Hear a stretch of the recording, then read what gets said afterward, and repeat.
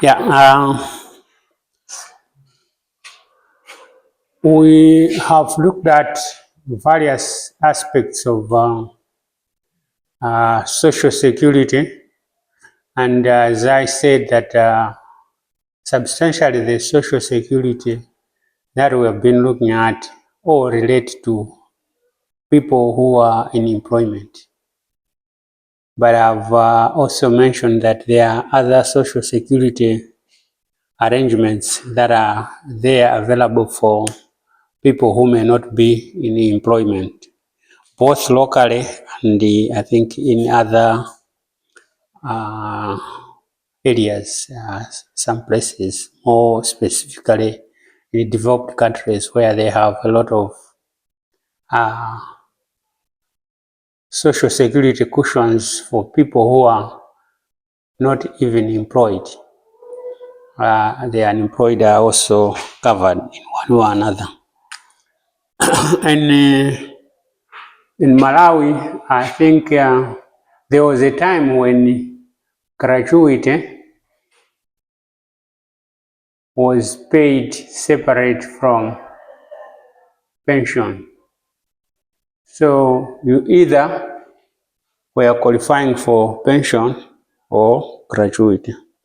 But in these days, it's possible to have both because pension is mandatory, but gratuity is based on maybe the level of the position that they are offering you. And I think when I was dealing with employment act generally, I mentioned about uh, positions which are fixed term or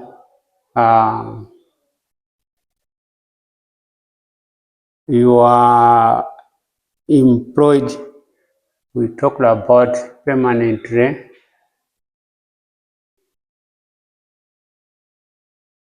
or you are employed for a task. When you are on a fixed term contract, most often that's when the issue of gratuity arise.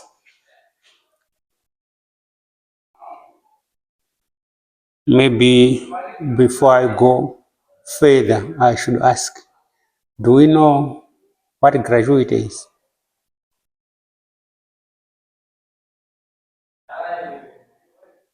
Or we have heard about it?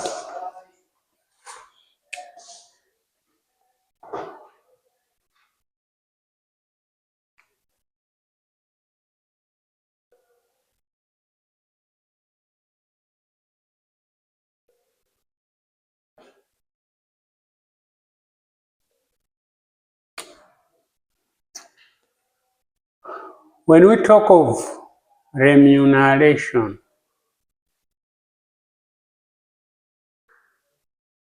normally, what does that include? We use the word remuneration, or the other word is compensation. What do we mean?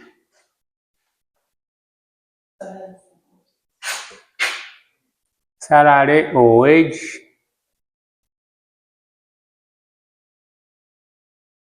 as one. Two,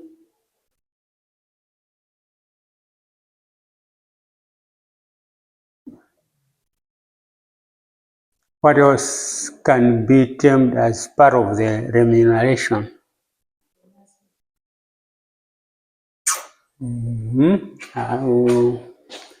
I'll put somewhere here as bonuses.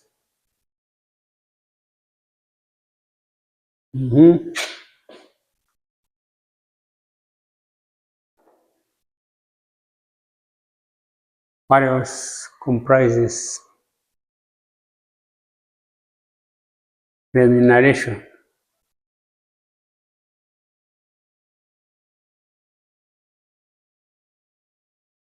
Have we heard anything about leave grant? Leave grant? No. Have we heard, or sometimes you could say holiday pay?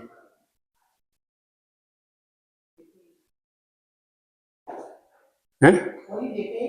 Yeah, no idea.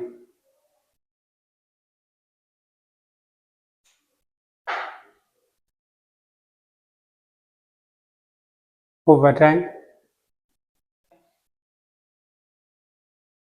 Overtime pay.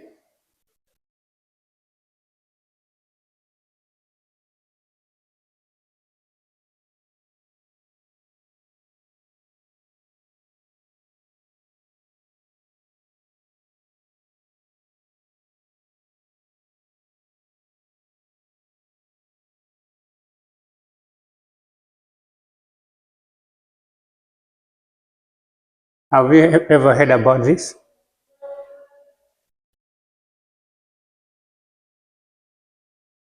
Leave days commutation.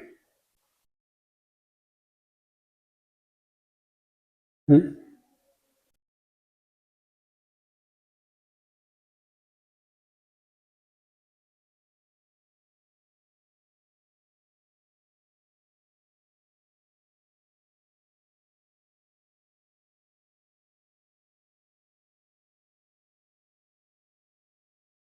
Let's try to understand this.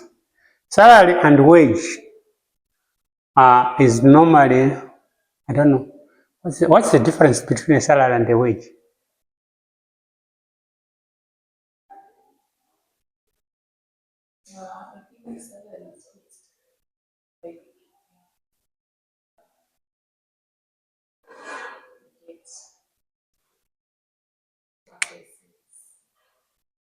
So salary and wage,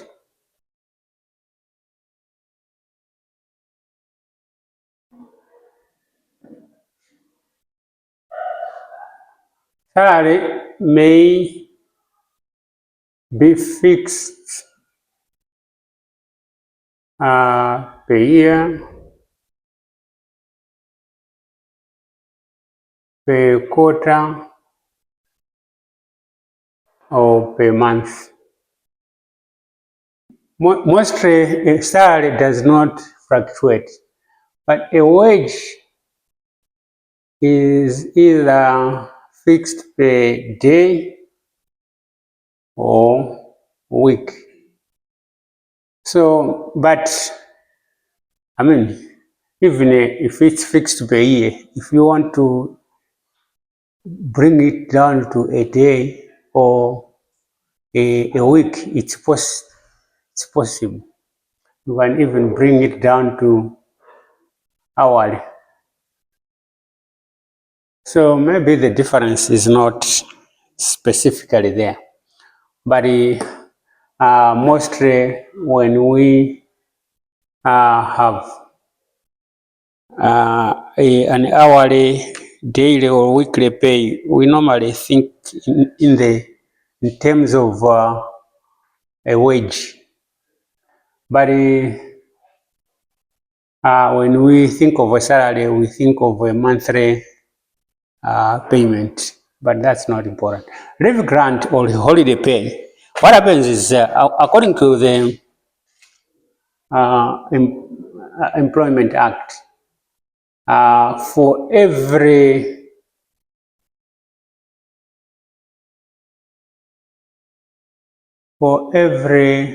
let's say, just month that you work, you earn some days as your leave. So it's mandatory that when you are employed, they should give you some days that are paid leave. It's called paid leave, because there's a lot of other pay that you may choose to take, which may not be paid, but paid leave. And I think the minimum is 1.5 days per month. So in a year, that means you earn how many days of leave?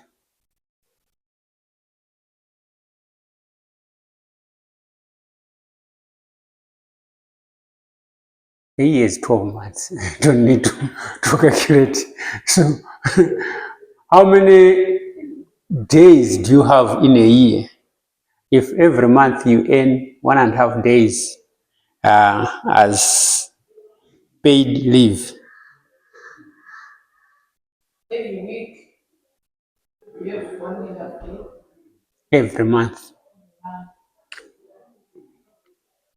So in a year, how many days do you accumulate as paid leave? 18. Yeah, 18 days. So it's mandatory that in any year, at least you should go on leave for 18 days. It's not mandatory, but most companies give you a leave grant or holiday pay. A leave grant is an amount which may be fixed. They say all employees in this grade will be getting, let's say, 180,000 kwacha as their leave grant. So that means when you apply for leave, you want to go on leave, instead of just allowing you to go on leave, they give you some money which you may use either for transport or for whatever, or to go and enjoy yourself at the lake, etc. So apart from relaxing away from work, you are given some money to use. So you are not failing to go, assuming you have a village home or you have a holiday home somewhere. You are not failing to go to that holiday home because you don't have money. But it's not mandatory. Leave grant is not mandatory, but companies choose to either give leave grant or holiday pay. I've explained leave granted. Overtime pay is mandatory. If you work, okay, according to the conditions, employment, conditions of employment in Employment Act, you are supposed to work for the 2.5 hours per week. I think for security guards, I think it comes to 60 hours a week or thereabouts. So, if you work for more than this amount of hours in any week, you are entitled to get overtime. So, let's say this may translate to, I think, 8.5 hours a day for 5 days. I think so. Do you want to? This translates to 12 hours a day for 6 days. I've said this hours a day for 5 days.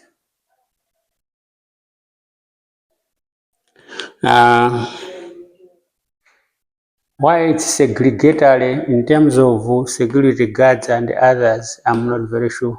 Why would we segregate security guards away from the other employees? To say a security guard should work 12 hours a day for 6 days, while the others are supposed to work 8.5 hours a day for 5 days. Why?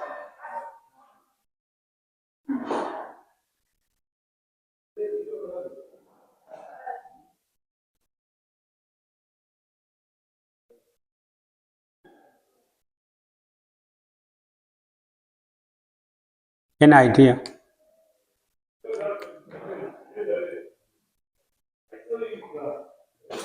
Anyway, these are the maximum, but in your employment contract, they may specify how long. Some organizations work 36 hours a week, others may work 40 hours a week.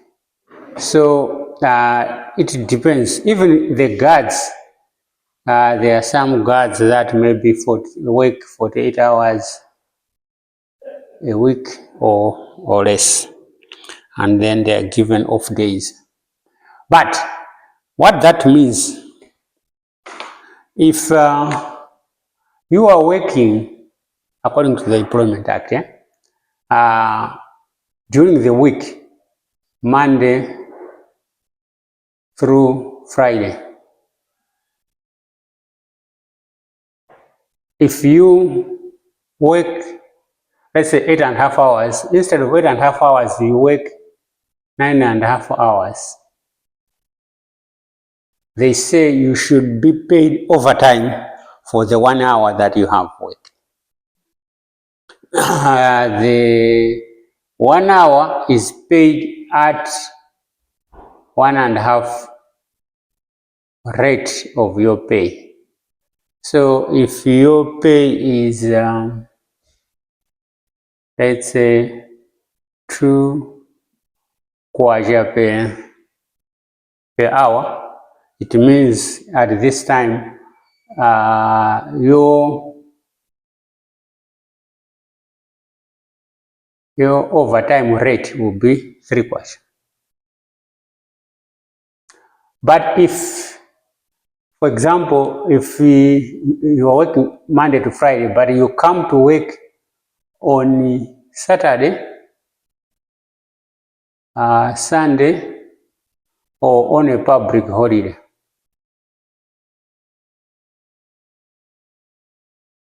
you are paid at twice the rate. So if you are receiving 2 kwacha per hour, that means your overtime pay will be 4 kwacha. That's how it works. Even for security guards, maybe in a similar way. So that's how overtime comes in. So overtime may be part of the arrangement. But in most institutions, maybe they have categorization to say, in your case, more especially those who are getting a salary, they may tell them, for the wage, it's non-negotiable.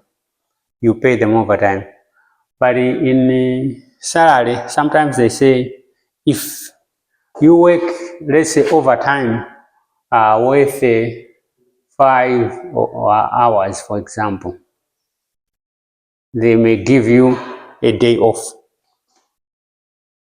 So instead of you receiving overtime pay, they will say whatever hours that you accumulate as overtime should be compensated by going on off. So you might have worked overtime Monday through Thursday, and instead of coming on Friday, they say then Friday you won't come.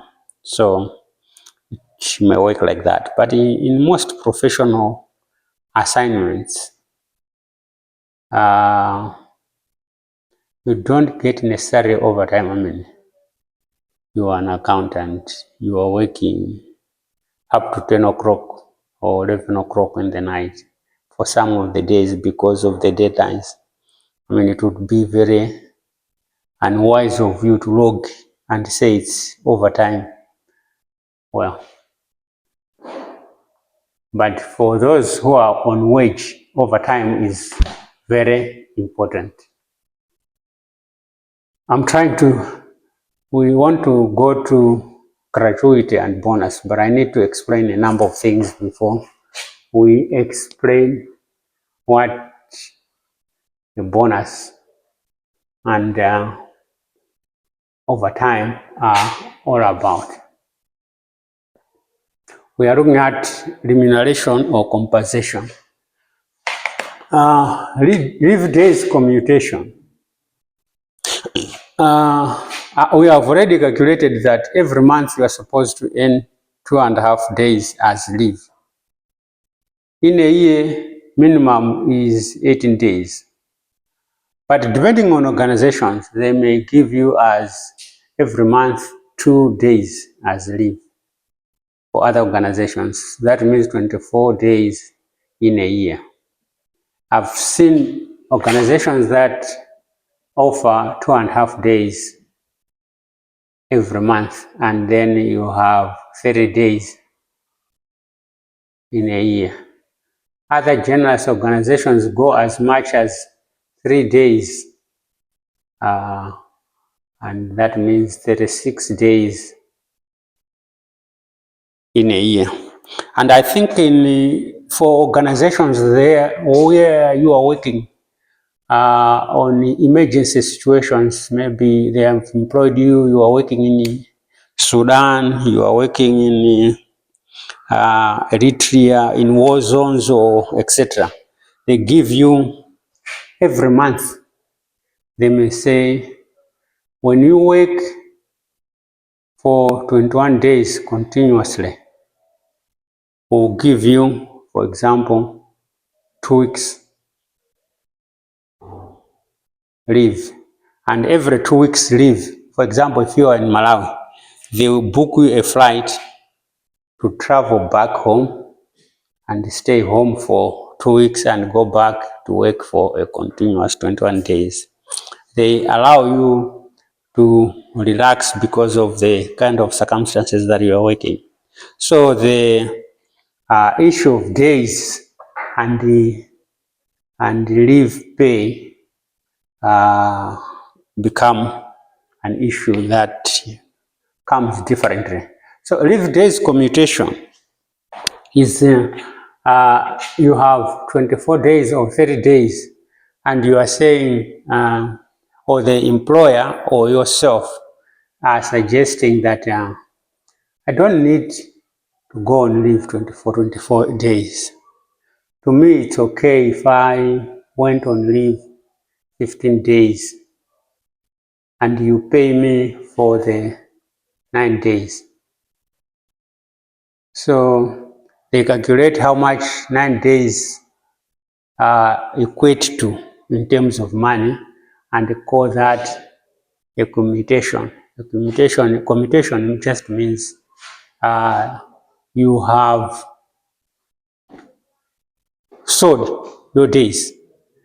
So it's basically selling your part of your annual leave. Normally, institutions do not allow that you should commute or sell all the days that you earn for that year, but rather you may sell part of it because of maybe the nature of work that you are involved in. In other institutions, they don't allow any form of commutation. They just tell you you earn your leave, just tell us when you want to go on leave. Travel pay. There are some institutions which demand that maybe part of your work schedule means that maybe 40% or 60% of your work involves travel. So apart from the subsistence allowance, subsistence means you are going to a place, I've gone to Blantyre, they give me money so that I can pay for a hotel and the meals there. That's subsistence. But because it's already known that I spend 40% of my time on the travel or 60% of my travel on the travel, they may decide that they give me, apart from my salary, a certain amount that compensates me for the travel stress. I mean, traveling is not fun. Okay, when you are young, it's fun. But when you are getting older, it's not fun. You would want to be at one place and operate from there. So they may compensate and call it travel pay. But anyway,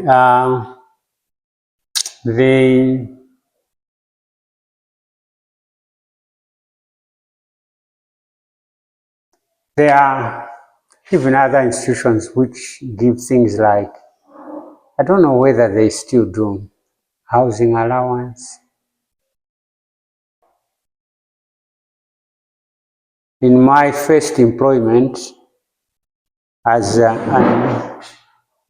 audit assistant or trainee accountant, they were giving us what they used to call dressing allowance. Yeah, we are coming from college, so we completely had nothing, nothing so good enough to go out and work. And the employers then, if you are taking up an appointment as a trainee accountant, wanted you to at least be putting on a suit daily and a good shoe, etc. So they would give us what they used to term dressing allowance. So you arrive, you start working, the first thing they give you dressing allowance, you go out, shop for a suit or two, and a good shoe, some socks, a tie, etc., and a good shirt, so that when you are out there, you are presentable. People look at you as because you are going out to people's other institutions, offices, and they wanted that ambience of a very some of Rangungu at this age, and I'm a for Rangungu. Yeah, so there were all these things, dressing allowance, housing allowance. In those years, they used to allow you to get a salary and then either a house or housing allowance. I don't know whether these things are still there, because now most companies or institutions, in the remuneration, they combine everything. They don't want to be breaking down various things. I mean, if we, for example, if they say 20% of your basic pay is housing allowance, and you are getting, let's say, 200,000, your housing allowance is 40,000. Normally, when you want to negotiate pay, you are going to say, but if I get 40,000 as housing allowance. What kind of house am I going to put up? So you may negotiate to say, at least if a house is maybe uh, 60,000, it will make sense. But if the policy says 20%, that means they have to give you a salary that gives you, when they give you this much, to be 20%. So you now get 300,000 to make it 60,000 for housing allowance. So instead of struggling with these mathematics, they just give you, for example, they will say your salary is 400,000 inclusive everything. So you decide that out of this salary, I should find a house which is, if you prefer to be in a better environment, you can decide to use 150,000 for a house. But if you don't mind where you sleep, you may put 60,000 for a house, and no one bothers. It's your decision. Where and how you sleep is your decision. There are many other things. I mean, some they give what they call car maintenance allowance, so they assume you should have a vehicle, and then they should give you a certain amount, which means that your vehicle should always be on the road. So every month they may be giving you a certain 100,000 or thereabouts, and then you make sure that your vehicle is serviced. When tires need replacement, there's a certain amount which the employer gives. But it all boils down to the employer trying to decide how you live your life. I mean, why should they tell me where I should sleep, how I should sleep, when it's not necessary? So we had to say all this because we wanted to understand the concept of compensation, some sort of, yeah. Come in.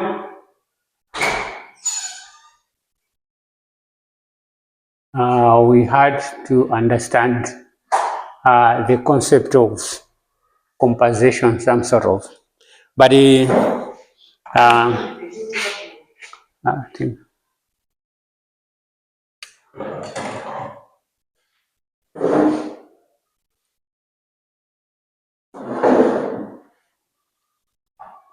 think we're on the stage and told you, did you?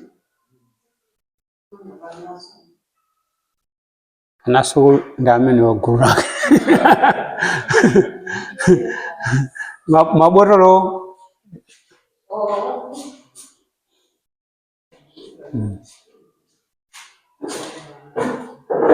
Yeah, so we have to understand what is gratuity.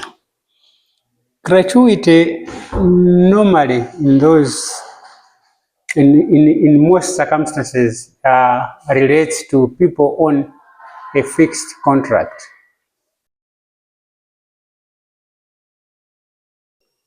That is specific period contract.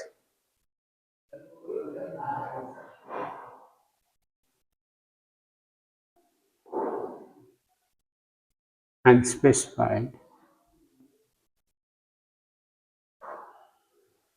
Normally we call this permanent employment, and then we have task. Okay, sometimes even on a task, the gratuity works on the basis that, okay, if you successfully, normally the word that they used, complete either 3 years, 5 years, or thereabouts, we are going to give you either 15% of of remuneration as gratuity. It may say so. I'm just, or they may say 25% of remuneration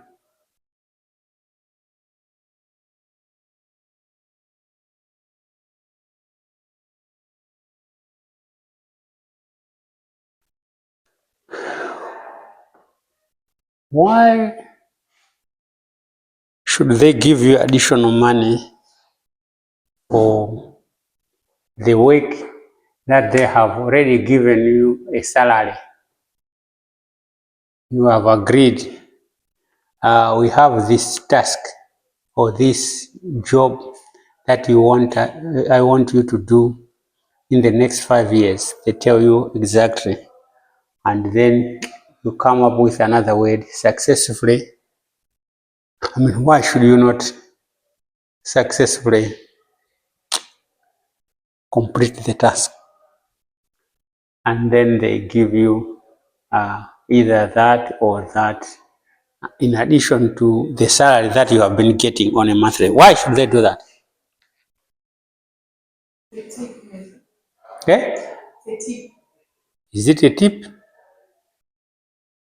Or an extra minutes. For what? Why should you have extra? Why? I mean, when you are employed, you are supposed to do a good work. Yeah. So, and that's why they give you a salary. Why?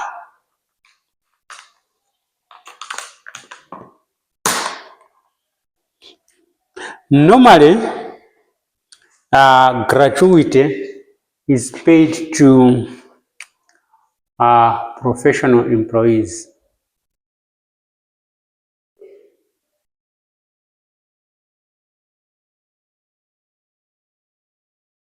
And normally they tie you down.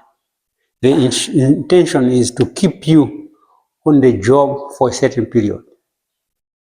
They know that you are a person who can easily be offered another better offer somewhere. But they are saying, okay, we want someone who should be with us for the next 5 years to be assured that the certain tasks are done by this professional guy. It's either you are a lawyer, you are a medical doctor, you are an accountant, a qualified accountant, or you are a certain professional administrator. So they are saying, we want him to be here for 5 years. So the word is successful. It means even after 2 years, for example, if you are on a 5 years contract, you find another job, then you are going to say, no, although this job is good and is giving me more money, but that means I'll lose out on this 25% gratuity, which will be coming to me in the next 2 or 3 years. So you would rather wait until you get this money and buy a plot or buy a car for your wife, or if you are a wife, buy a car for your husband. Why not? Why not? It's your husband. you have aimed something better, and you are, because you always think about your husband, you want the best, and you decide that I think my husband should use an X-Trail. When the contract comes to an end, this money I'll buy an X-Trail. Yeah? Why not? Yeah. So the reason behind normally offering gratuity is to ensure that you are there for a certain period of time. longer than, and the most, I think, international jobs are on fixed term contract basis, and some renew those contracts several times. They renew the first time, renew it, and make sure that you are getting your gratuity. So that's how gratuity comes in. So you have 600 employees, only 20 of them are on fixed term contract. There are benefits. What's the benefit of being on a fixed term contract? Or what are the benefits of being on a permanent contract?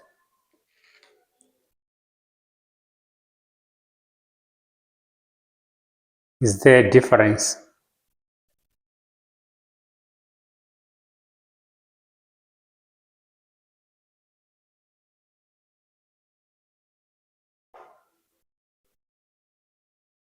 I think if you're in a permanent contract, at the end, they will compensate you. In terms of what? Maybe, Yeah, but if pension is mandatory, it means that even if you are on a fixed term contract, you still get your pension. In the old times when pension was not mandatory, mostly people that were on a fixed term contract, which earned them gratuity at the end of that fixed term contract, they were uh, they were not on the pension. But when the pension law came, it doesn't matter whether a person is on a fixed term contract or not, he still has to get the pension.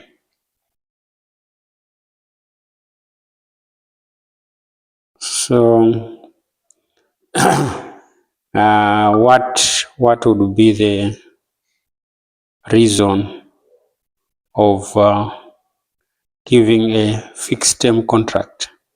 What would be the benefits of being on a fixed term contract, or the benefits of being on a pension, or on a permanent? If you are given a choice, there is a fixed term contract here, or there is a permanent position here, which one would you prefer?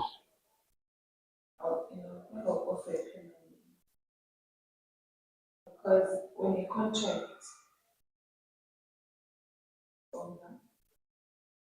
like it's done, like the time, the period of time that you're going that you're gonna want to give is done and you're not performing well, they might not renew the contract. But it's terminating. But what would make you not perform well if you know what you are doing? Yes, which one would you choose?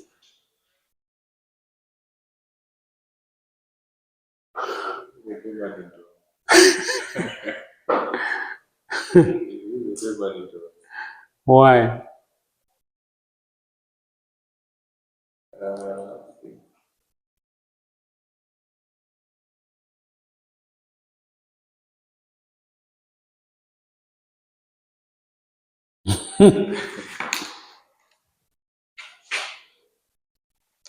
Permanent is not necessarily, does not necessarily that means you can't be fired. You can be fired if you're not performing well. We already looked at that, I think, in employment or thereabouts. I don't know. And yeah, I retired how many? 2017. I think for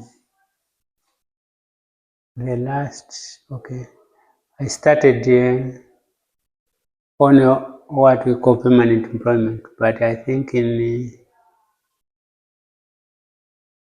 1999, I moved away from being on a permanent kind of employment to be on contracts.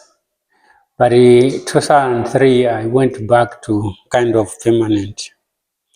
2009, I started again back to fixed term contracts and worked up to 2017.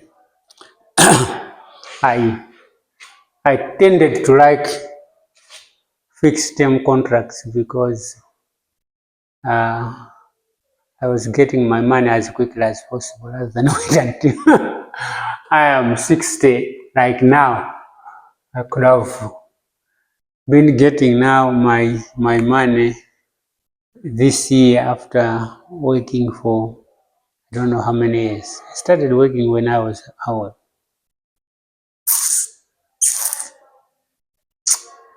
maybe around 25 or thereabouts. So 25 and 35 years later, that's when you get whatever, a pension or whatever.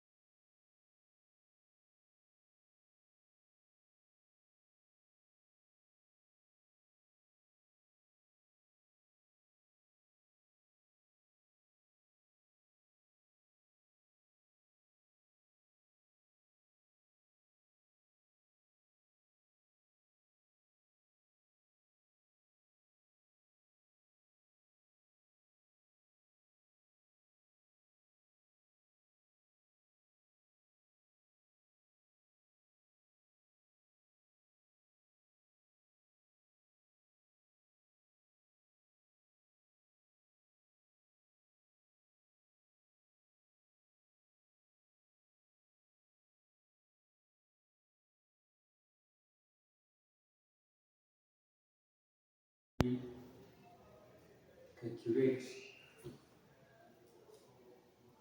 the 15% gratuity, etc. etc. Explain first. How would you explain calculate?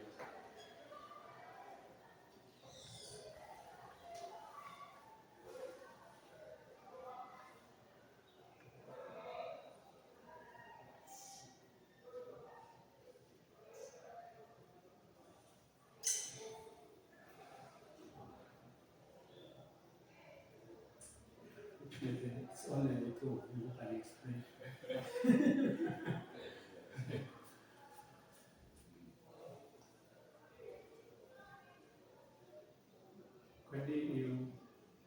You are going on another holiday. After we done the exams. Hmm? No. Now, starting from today. Holiday then? Kai, I've just seen a notice that for those who are on the, no, those on boarding around, they can go and come back on 15. The classes will resume on Wednesday, 16. Huh?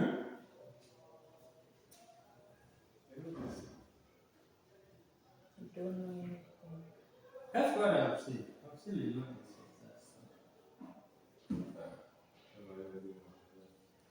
Oh, but it means that on Monday we can't have a class if we were supposed to be away. Hmm?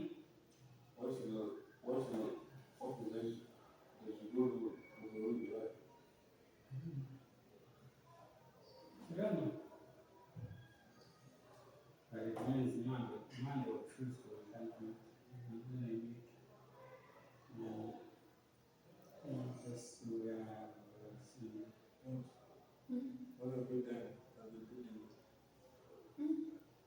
I don't stay boarding. grade, Did you see my body? any grade. No. I'm interested. I need nobody to trust me. You are on body. No. Come I stay, not the body in your sector for, but yeah, I don't stay. Oh, there's a hostel for. Yeah, there's a hostel for guys in sector 3 and for girls in sector 4.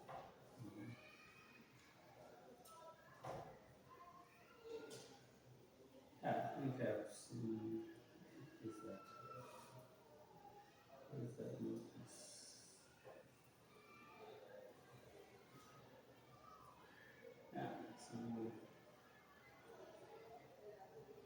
Yeah, yeah. But they are saying they are supposed to, is supposed to leave at least by lunch, after lunch hour today. That's why I wasn't very sure. So, anyway, I thought 3 weeks ago you were on holiday. After the next semester, yes. You need another holiday. So explain gratuity and calculate the 15% gratuity that someone ends. Do you still have your mathematics in you? Some Okay. So if I ask you to calculate it, you can do it. Like that. No. Okay. I don't think you have a calculator, you just have to have a calculator. And you do the, I mean, can you miss the numbers on the calculator? Hey, We are not doing that. Yeah, no. mathematics. But the unfortunate part is, if you are a human resource person, issues of overtime calculation, issues of continuity, issues of bonus end up on your desk, either to do the calculation or to approve. But you can't approve if you don't understand what is happening. So you should be able to explain gratuity and be able to calculate gratuity.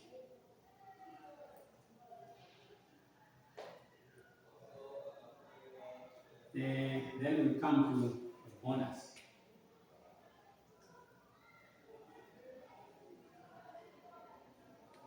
What is the bonus?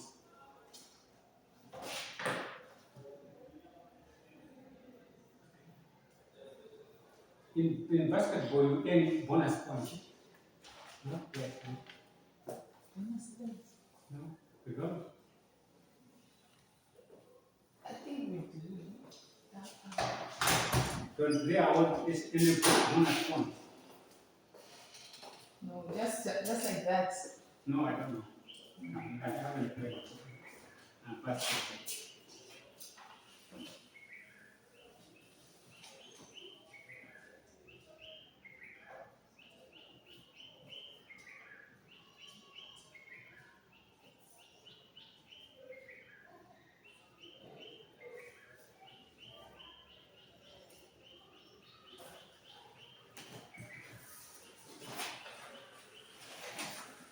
What is the bonus?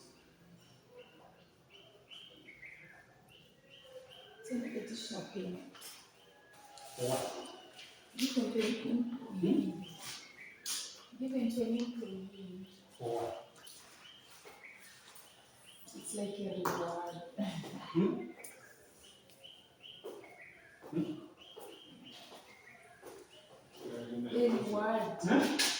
A reward.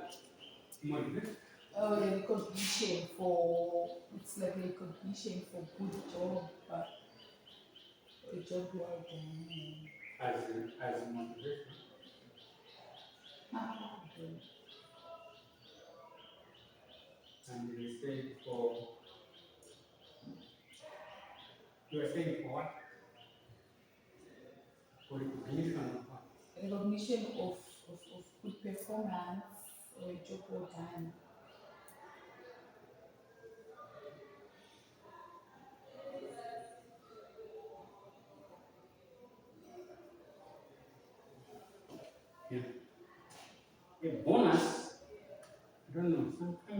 V, sometimes it just comes spontaneously. Okay, if the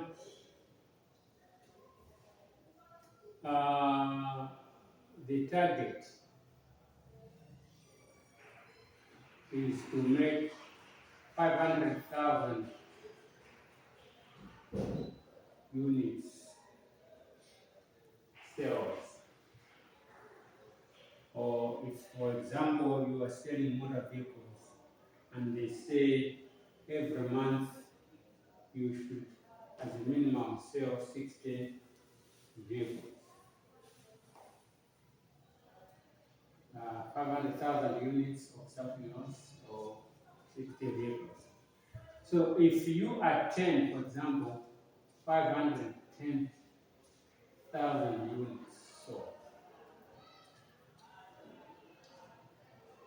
they may say, well, because of this 10,000 more sales, we are going to give you a bonus. Or instead of selling 60 vehicles, you have sold 65 vehicles. They may want to give you a bonus for selling more vehicles than what you are supposed to sell. It can be an organization-wide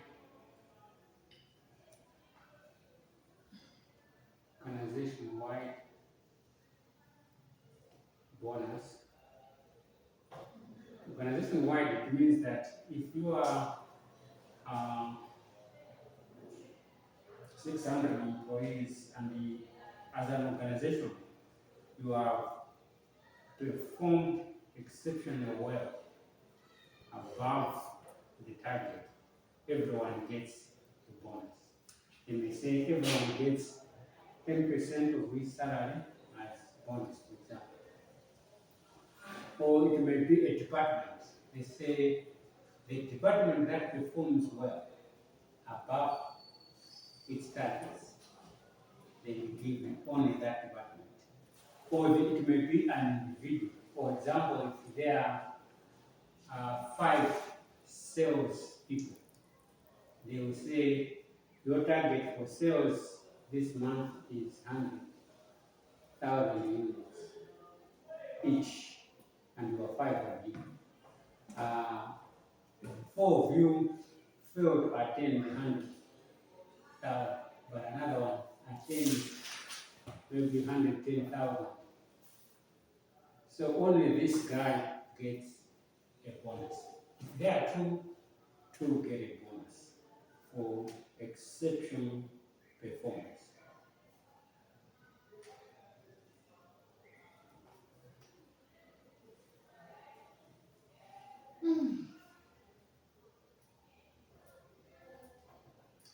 Does that make sense?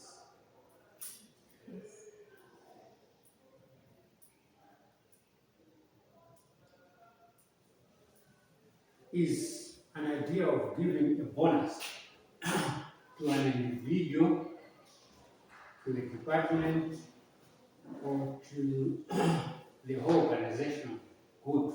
Which is better? I should ask you that. Which is better? To give bonuses to individuals' performance, or to a department, or to the whole organization? Which is a better way of giving bonus? To individuals or a department. Which is better? Better. Where do you want the organization?